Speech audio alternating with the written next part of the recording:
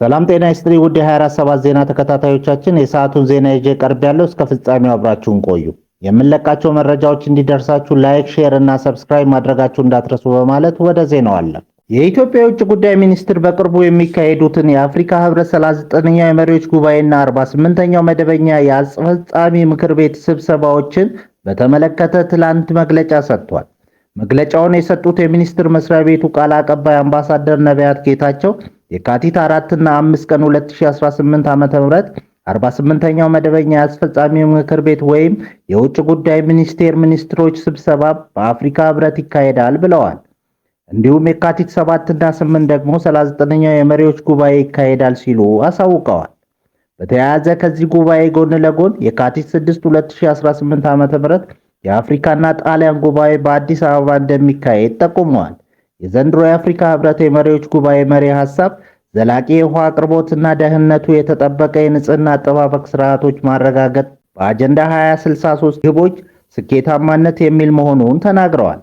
ኢትዮጵያ በዚህ የመሪዎች ጉባኤ የባህር በር የማግኘት መብቷንና ብሔራዊ ጥቅሟን ለማስከበር ስላላት አቋም ለዲፕሎማቶች የምታንጸባርቅ መሆኑንም ተገልጿል። የኢትዮጵያ ኤሌክትሪክ አገልግሎት ባለፉት 6 ወራት 52.26 ቢሊዮን ብር ገቢ መሰብሰቡን ገልጿል። ተቋሙ ከሰበሰበው አጠቃላይ ገቢ ውስጥ 34.34 ቢሊዮን ብር ከኢነርጂ ሽያጭ የተገኘ ሲሆን የተቀረው ከአዳዲስ ደንበኞች ትስስርና ከሌሎች የገቢ አማራጮች የተገኘ ነው። በአሁኑ ወቅት የተቋሙ የደንበኞች ቁጥር 5.5 ሚሊዮን መድረሱ በመግለጽ ባለፉት 6 ወራት ብቻ 266916 አዳዲስ ደንበኞችን ከኃይል መስመር ጋር ማገናኘት ችሏል ተብሏል። ከኃይል ስርቆት ጋር በተገናኘ 631 ግኝቶች የተገኙ ሲሆን ይህም በገንዘብ ከ140 ሚሊዮን ብር በላይ መሆኑን ተገልጿል። ከስነ ምግባርና ብልሹ አሰራር አንጻር በተቋሙ በአጠቃላይ በ6 ወር የተወሰዱ አስተዳደራዊ እርምጃዎች ብዛት 651 ሲሆን ከዚህ ውስጥ የተሰናበቱት 13፣ የደሞዝ ቅጣት 481 እና የጽሑፍ ማስጠንቀቂያ የተሰጣቸው ደግሞ 157 ናቸው። ዋና ስራ አስፈጻሚው ኢንጂነር ጌቱ ገረመው የተቋማቸውን የ6 ወር በጀት አፈጻጸም ይፋ ባደረጉበት ወቅት ከዚህ ቀደም በማህበረሰቡ ቅሬታ ተነስቶበት የነበረው 2 ጊዜ የሚደረግ የቴሌቪዥን ግብር የመሰብሰብ ሂደት እንዲቆም ከኢትዮጵያ ቴሌቪዥን ጋር መወያየታቸውን ገልጸዋል። የኢትዮጵያ ቴሌቪዥን አገልግሎት ተመልካቾቹን በየወሩ 10 ብር ለዓመታዊ የቴሌቪዥን ግብር የሚያስከፍል መሆኑ የሚታወቅ ሲሆን ዓመታዊ ግብር በኢትዮጵያ ኤሌክትሪክ አገልግሎት በኩል ከወርሃዊ የኤሌክትሪክ ፍጆታ ክፍያ ቢል ጋር ተደምሮ ክፍያው እንዲፈጸም ይደረጋል።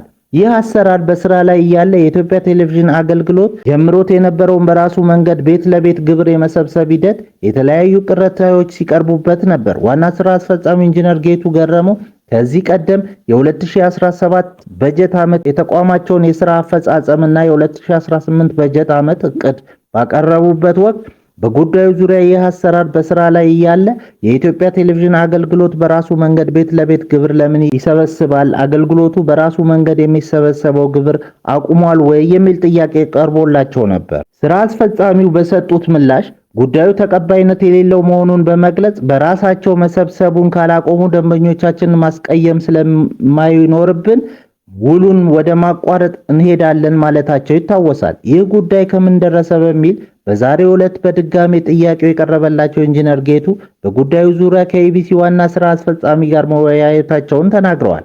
አክለውም ችግሩን እንደሚፈቱት ደግመው እንደማይጠይቁ ተነጋግረናል ብለዋል። በተጨማሪም በጉዳዩ ላይ ከተነጋገሩ በኋላ እንደዚህ አይነት ነገር ቤት ለቤት የቴሌቪዥን ግብር የመሰብሰብ ሂደት አልሰማውም ካሉም ወስደን እንደ ተቋም በጋራ በመሆን ተነጋግረን መፍታት እንችላለን ብለዋል። በጉምሩክ አስተላላፊዎችና በአስመጫዎች መካከል የሚደረግ ውክልና በሰነዶች ማረጋገጫና ምዝገባ ኤጀንሲ በኩል እንዲከናወን ተወሰነ። በጉምሩክ ስነ ስርዓት አፈጻጸም ሂደት ውስጥ በአስመጫዎችና በጉምሩክ አስተላላፊዎች መካከል የሚደረግ ማንኛውም የውክልና ስልጣን በሰነዶች ማረጋገጫና ምዝገባ ኤጀንሲ በኩል የተረጋገጠ መሆን እንዳለበት የጉምሩክ ኮሚሽን አሳስቧል። ኮሚሽኑ ይህንን ውሳኔ ያስተላለፈው በዘርፉ የሚታየውን የንግድ ማጭበርበር ለመከላከልና ተጠያቂነትን ለማስፈን በሚደረገው ጥረት ውስጥ በሁለቱ ወገኖች መካከል የሚደረገውን ውክልና ስልጣን ባለው የመንግስት አካል የማይመዘገብ በመሆኑ ለሕግ ጥሰት በር በመክፈቱ እንደሆነ ገልጿል። እስካሁን ባለው አሰራር ትክክለኛ አስመጪዎች በአካል ቀርበው ውክልና የሚሰጡባቸው ሁኔታዎች መኖራቸው የሚለጠፉ የቀረጥ መሰብሰቢያ ቴምብሮች ትክክለኛነት አለመታወቅ እና የውክልና ሰነዶች ሕጋዊ መዝገብ የማይደረግባቸው መሆኑ የንግድ ማጭበርበር የሚፈጸም አካላትን ወደ ሕግ ለማቅረብ በሚደረገው ሂደት ላይ ትልቅ እንቅፋት ሆኖ መቆየቱ ተጠቁሟል። የጉምሩክ ኮሚሽን የዘርፉን አሰራር በእውቀትና በክህሎት ለመምራት ለአስተላላፊዎች ስልጠና በመስጠትና የብቃት ማረጋገጫ በማዘጋጀት ስራዎችን እየሰራ እንደሚገኝ ጠቁሟል። ይህ አዲሱ የውክልና አሰራር መመሪያም የዚሁ የሪፎርም አካል ሲሆን የንግድ ስራው በህጋዊና ግልጽ በሆነ መንገድ እንዲከናወን ለማስቻል ያለመ ነው ተብሏል። ከዚህ በኋላ ማንኛውም አስመጪ ለጉምሩክ አስተላላፊ የሚሰጠው ውክልና በሰነዶች ማረጋገጫና ምዝገባ ኤጀንሲ በኩል መፈጸሙ ሲረጋገጥ ብቻ አገልግሎት የሚሰጥ መሆኑን ጉምሩክ ኮሚሽኑ አሳውቋል። ይህ መመሪያ በጥብቅ ዲሲፕሊን እንዲተገበርም ለሚመለከታቸው የሥራ ክፍሎች መመሪያ የተላለፈ ሲሆን ለጉምሩክ አስተላላፊዎች ማህበርም የውሳኔው ግልባጭ ተልኳል። የደቡብ አፍሪካው የፋይናንስ ግዙፍ አብሳ ወደ ኢትዮጵያ ለመግባት አይኑን ጥሏል። በ78 ቢሊዮን ዶላር ሀብቱ የሚታወቀው አብሳ የኢትዮጵያ የባንክ ዘርፍ ለመቀላቀል የመንግስትን አረንጓዴ መብራት እየጠበቀ ነው። በአፍሪካ ካሉ ግዙፍ ባንኮች አንዱ የሆነው አብሳ ግሩፕ በኢትዮጵያ የባንክ ዘርፍ ውስጥ በባለቤትነት ለመሳተፍ ያለውን ዝግጁነት በድጋሚ አረጋገጠ። ባንኩ በቅርቡ የወጣውን የውጭ ባንኮች መግቢያ መመሪያ ቢያደንቅም ይበልጥ ተለዋዋጭ የሆኑ ተጨማሪ ማሻሻያዎች እንዲደረጉ ይፈልጋል። አብሳ ወደ ኢትዮጵያ ገበያ መግባቱ የፋይናንስ ዘርፉን ሊያነቃቃ ይችላል ተብሎ የሚጠበቅባቸው ምክንያቶቹ ዋናዎቹ ግዙፍ የሀብት አቅሙ፣ በአሁኑ ወቅት የባንኩ ጠቅላላ የሀብት መጠን ከ1.5 ትሪሊየን የደቡብ አፍሪካ ራንድ በግምት 78 ቢሊዮን ዶላር በላይ ነው። አህጉራዊ ተደራሽነቱ በ12 የአፍሪካ ሀገራት ኬንያ፣ ጋና፣ ቦትስዋና፣ ሞሪሺየስ ከ12 ሚሊዮን በላይ ደንበኞች አሉት። የቴክኖሎጂ አቅሙ ባንኩ በዲጂታል ባንኪንግ እና በኢንቨስትመንት ዘርፍ በአፍሪካ ቀዳሚ ከሚባሉት አንዱ ነው። እንደ ዘ ኢስት አፍሪካን ዘገባ አብሳ ወደ ኢትዮጵያ ለመግባት የሚከተላቸው ስልቶች ባንኩ አዲስ ቅርንጫፍ ከመክፈት ይልቅ አትራፊ የሆኑ የኢትዮጵያ የግል ባንኮች ድርሻ ሼር በመግዛት በሽርክና መስራት ይመርጣል። ባንኩ በዋናነት ትኩረት የሚያደርገው ግዙፍ ፕሮጀክቶች፣ ማኑፋክቸሪንግ እና የንግድ ፋይናንስ ላይ ነው። ባንኩ የውጭ ምንዛሪ አስተዳደርና የትርፍ አወጣጥ ላይ መንግስት ተጨማሪ ማሻሻያዎች እንዲያደርግ ፍላጎት አለው። የኢትዮጵያ ብሔራዊ ባንክ የውጭ ባንኮች እስከ 40% ድረስ በሀገር ውስጥ ባንኮች ላይ ድርሻ እንዲኖራቸው መፍቀዱን ተከትሎ አብሳ ብቻ ሳይሆን ሌሎችም ደጅ እየጠኑ ነው።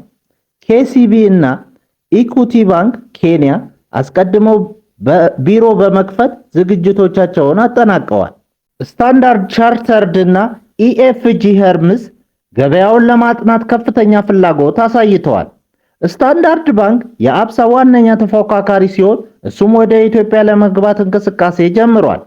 አብሳን የመሰሉ ግዙፍ ባንኮች መግባት አነስተኛና መካከለኛ ኢንተርፕራይዞች የብድር አቅርቦት ይጨምራል። የአገልግሎት ጥራትና የዲጂታል ክፍያ ስርዓት ያዘምናል። የውጭ ኢንቨስትመንት ፍሰትን ኤፍዲአይ ያሳድጋል። የሰሜን ኮሪያ የስኩዊድ ጌም ፊልምን የተመለከቱ ተማሪዎች በሞት ተቀጡ።